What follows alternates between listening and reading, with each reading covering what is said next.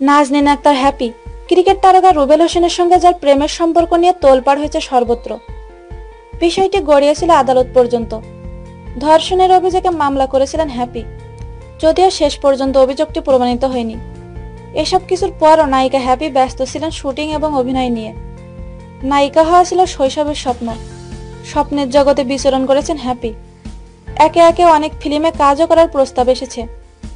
কাজও করেছেন বেশ কয়েকটি ফিল্মে। কিন্তু স্বপ্নের সেই ছবির জগৎ ছেড়ে আমূল পরিবর্তন হয়েছে হ্যাপির। এই খবর এরই মধ্যে বাংলাদেশের সীমানা ছাড়িয়ে ঠাঁই পেয়েছে পাশ্চাত্যের মিডিয়াতেও। চলচ্চিত্র জগতের নারীর অবস্থান সম্পর্কে কঠোর সমালোচনা করেছেন একসময়ের মডেল ও নায়িকা হ্যাপি। তিনি বলেছেন, মডেল মানেই পণ্য।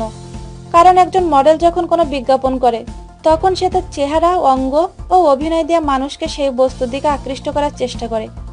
এর বিনিময়ে সে টাকা পায়। আমি আমার জীবনে এটাই দেখেছি যে একজন নায়িকা যখন সিনেমায় অভিনয় করে তখন সে কম হোক বেশি হোক অভিনয়ের পারিশ্রমিক পায়। তাকে যে পারিশ্রমিক দেওয়া হয় সেটা প্রযোজক তুলে নেন সিনেমার টিকিট বিক্রির মাধ্যমে। সিনেমা হলে এসে দর্শকরা তার শরীর দেখার বিনিময়ে টাকা দিচ্ছে।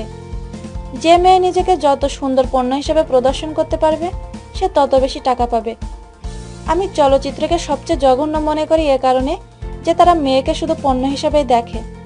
পরিবারের ধর্মীয় চর্চা সেভাবে ছিল না, জানিয়েছেন হ্যাপি। বললেন, শৈশবে আমার ইসলাম সম্পর্কে ধারণা ছিল খুবই অল্প। আমরা মনে করতাম 5 ওয়াক্ত নামাজ পড়া, ভালো কাজ করা, এতটুকুর মাঝে ইসলাম সীমাবদ্ধ।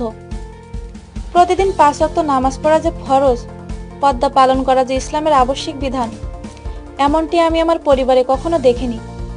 হ্যাপি তাতে উল্লেখ করেছেন ছোটবেলা থেকেই তিনি সংস্কৃত মনা ছিলেন। পরিবারও এ বিষয়ে শতভাগ সহযোগিতা করেছে। বলেন, ছোটকাল থেকেই আমার স্বপ্ন ছিল নায়িকা হব। আমি সবসময় নিজেকে নায়িকা ভাবতাম।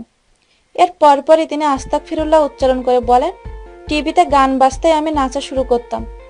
এমনকি ঘুমের ভেতরেও আমি গান গাইতাম। ঢাকার একটি কলেজ থেকে দ্বাদশ শ্রেণী পর্যন্ত পড়েছেন হ্যাপি, কিন্তু বিশ্ববিদ্যালয়ে ভর্তি হননি। ভর্তি হয়েছেন মাদ্রাসায়। হঠাৎ করে ধর্মের দিকে ধাবিত হওয়া প্রসঙ্গে তিনি বলেন, আমি কখনো দিন শেখার মতো স্পেস পাইনি। আমি যে পরিবেশে ছিলাম, যে সমাজে বড় হয়েছি, যে পরিবারে বেড়ে উঠেছি, সেখানে কোনো দিনদার ছিল না। আমার আগেই ওই জীবনটা এমন ছিল যে আমি দিনভর শুটিং করতাম, ঘোরাঘুরি করতাম, আর বাসায় ফিরে রাত জেগে ইউটিউবে ভিডিও দেখতাম। আল্লাহ আমাকে পর্দা করতে বলেছেন, পরপুরুষের সামনে যেতে নিষেধ করেছেন। আমাকে মেরে ফেললেও আমি সিনেমায় যাব না। মাদ্রাসার 28 দিনের অভিজ্ঞতা নিয়ে ফেসবুকে একটি স্ট্যাটাস দেন হ্যাপি। সেই পোস্ট পড়ে এক যুবক মাদ্রাসায় গিয়ে শিক্ষকদের মাধ্যমে হ্যাপিকে বিয়ের প্রস্তাব দেন। তিনি একটি বিশ্ববিদ্যালয়ের শিক্ষক, নিয়মিত তাবলিগে যান। শেষ পর্যন্ত ওই শিক্ষকের সঙ্গে ঘর বেঁধেছেন হ্যাপি। স্বামীর প্রশংসা করে হ্যাপি বলেছেন, তার মুখে আমার অতীতের একটা কথাও আজ পর্যন্ত শুনলাম না। তিনি শুধু তার স্ত্রী আমানাতুল্লাহকেই চেনেন। হ্যাপি জানিয়েছেন, শেষ পর্যন্ত তালিমের মাধ্যমে তার মাও নামাজ ও পর্দা শুরু করেছেন। হ্যাপি তার ভবিষ্যৎ পরিকল্পনা সম্পর্কে বলেছেন, আখিরাতের সবগুলো স্তর আমি যেন অনায়াসে পেরোতে পারি, এটাই আমার একমাত্র চাওয়া।